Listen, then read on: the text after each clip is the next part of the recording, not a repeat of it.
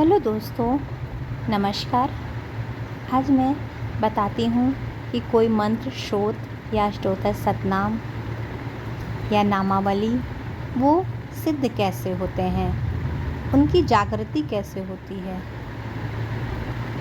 या साबर मंत्र हैं उन्हें जागृत कैसे किया जाता है। जैसे हमने कोई मंत्र, श्रोत या स्तोत्र, सतनाम ले लिया कि इतनी संख्या में वो जागृत होगा या सिद्ध होगा। जैसे कि 12,000 में कोई स्तोत्र या अष्टोत्तर सतनाम सिद्ध होगा। ठीक है, हमने 12,000 कर लिया, फिर भी वो सिद्ध नहीं हो रहा है, तो उसका देखिए क्या कारण होता है। पहला कारण तो होता है कि हमारे प्रारब्ध, हमने पिछले जन्मों में या इसी जन्म में कुछ बहुत से पाप किए हैं। तो जब तक वो मंत्र या स्तोत्र उस पाप को खत्म नहीं कर देगा, तब तक आपको पुण्य नहीं मिलेगा। तो उसके साथ साथ हमें मंत्र या स्तोत्र जब हम करते हैं तो उसे शीघ्रता से सिद्धि प्रदान करने के लिए एक काम और करना चाहिए कि साथ में हमें हवन भी करना चाहिए।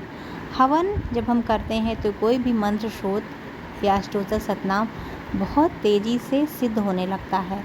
यानी कि वो जो मंत्र की ऊर्जा है वो बहुत तेज़ी से बढ़ने लगती है, क्योंकि हवन परमात्मा को बहुत ही प्रिय होता है, किसी भी देवी देवता को बहुत प्रिय होता है।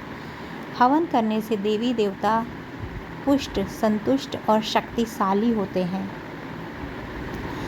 अब लोग कहते हैं कि भगवान को हम शक्तिशाली कैसे बना सकते हैं, वो तो शक्तिशाली होते ही हैं, हम उन्हें कैसे बना सकते हैं। हाँ, तो ये बात सही है, भगवान या देवी देवता बहुत शक्तिशाली, उनके अंदर असीमित शक्तियाँ हैं। उसका हम क्षण मात्र भी उस शक्ति को बर्दाश्त नहीं कर सकते, सह नहीं सकते, इतनी ज़्यादा उनके अंदर शक्तियाँ हैं। लेकिन बात वही है, भारत में या किसी भी देश के बैंक में बहुत पैसा है। क्या आप बिना खाता खुलवाए उन बैंकों से पैसा निकलवा सकते हैं? नहीं निकलवा सकते। अगर आपको किसी भी बैंक से पैसा निकालना है तो पहले अपना अकाउंट खुलवाना पड़ेगा। भले ही उस बैंक में कितना भी पैसा होगा, आप मांगोगे तो क्या वो बैंक देगा? कभी नहीं देगा। पहले आपको बैंक में खाता खुलवाना पड़ेगा, उसमें पैसे जमा करने पड़ेंगे, फिर आपको कुछ ब्याज मिलेगा, और आप चाहें तो उसमें से थोड़ा थोड़ा पैसा निकाल भी सकते हैं और जमा भी करते जाना है। अगर आगे आपको बार बार निकालना तो जमा भी करना पड़ेगा। इसी तरह साधना उपासना के क्षेत्र में भी होता है। हमें मंत्रों का जप करना पड़ेगा। जिस देवी देवता में हमारी आस्था है, जिनमें हमारी भक्ति है, रुचि है, उनके मंत्र स्तोत्रों का जप करना पड़ेगा। अपने पुण्य का अर्जन करना पड़ेगा, पुण्य अर्जित करने पड़ेंगे, और मंत्रों और स्तोत्रों को शीघ्रता से सिद्ध करने के लिए हवन भी करना पड़ेगा। फिर हम उस देवी देवता से प्रार्थना करके अपने कोई भी कार्य बनवा सकते हैं। इस तरह हमें सिद्ध होना पड़ेगा। वो तो सिद्ध है ही हैं, मंत्र तो कोई भी सिद्ध है, उसे हमें सिद्धि, हम खुद उसके लिए सिद्ध हों, हमें उसके अनुरूप सिद्ध होना पड़ेगा। तो लोग पूछते हैं हवन सामग्री कैसे बनाएं। हमें हवन दशांश करना पड़ता है, ये हम सब जानते हैं। जितने भी मंत्र स्तोत्र करते हैं, हम अंतिम में भी हवन कर सकते हैं और प्रतिदिन भी हवन कर सकते हैं। यदि प्रतिदिन हवन किया जाए तो बहुत ही अच्छा होता है। तो हवन सामग्री अब किस तरह बनाई जाए, क्योंकि बाज़ार में जो मिलती है वो भी ठीक होती है, लेकिन बहुत ज़्यादा शुद्ध नहीं होती है। वो बेचने के लिए बना रहे हैं, और हमें अपने देवी देवताओं को सबसे उच्चतम वस्तुएं प्रदान करनी चाहिए, क्योंकि उनसे बढ़ के कुछ भी नहीं है। तो आइए जानते हैं कि हवन सामग्री किस तरह बनाई जाती है। सबसे पहले आपको काला तिल लेना है, उसे अच्छे से धो सुखा करके साफ़ करके रखें। उसका आधा आपको जौ लेना होता है, जितना तिल है उसका आधा जौ, उसे भी धो करके सुखा कर साफ़ करके रखें। उसके बाद जौ का आधा आपको चावल लेना होता है। ध्यान रखें चावल टूटे हुए ना हो, सहेगे चावल होने चाहिए जो अच्छी अच्छी जाति का चावल होता है उससे लेना चाहिए। अच्छी क्वालिटी का चावल लें जो टूटे नहीं होते हैं, और उन्हें छलनी से चाल लें तो टूटे चावल गिर जाएंगे और सहगे आपको मिल जाएंगे। उसे भी साफ़ करके रख लें। चावलों को धुलना नहीं है, धूप में नहीं दिखाना है, धूप दिखाएंगे तो चावल टूट जाएंगे। उन्हें ऐसे ही साफ़ करके रख लें। चावल का आधा आपको गुड़ लेना है। ध्यान रखें चीनी नहीं मिलानी है। ब्राउन कलर की जो चीनी होती है उससे भी डाल सकते हैं, या गुड़ डालिए, अति उत्तम। और जितना गुड़ डाला है उतना ही मेवा डालिए। पंच मेवा मिल जाए तो बहुत अच्छा, ना सामर्थ हो तो जितनी आपकी सामर्थ हो उतना डाल दीजिए मेवा। यदि जितना गुड़ है उतना डालेंगे, और जितना ज़्यादा मेवा डाल सकते हैं वो डाल दीजिए। सभी मेवा डाल दीजिए जितना भी आपकी सामर्थ हो। उसके साथ उसमें थोड़ा गूगल, इलायची, लौंग ये भी पीस करके डाल दीजिए। और जब आपको हवन करना है तो उसमें 2 चम्मच देसी घी यानी शुद्ध घी मिला लीजिए।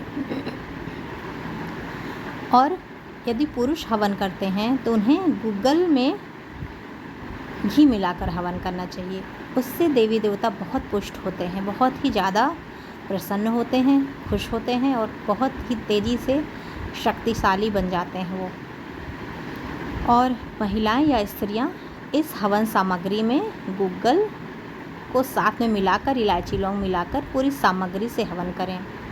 और जब कभी देवी माँ का हवन करें तो उसमें मधु यानी शहद भी मिला लें। और पुरुष घी, गूगल और मधु यानी शहद मिलाकर हवन करें देवी माँ के उपासना जब कर रहे हैं तो ये हो गई हवन सामग्री। इस तरह से सभी को करना है। महिलाओं को खाली घी से कभी हवन नहीं करना है, और गूगल भी हवन सामग्री में मिला करके करना है। बस इसी बात का ध्यान रखें।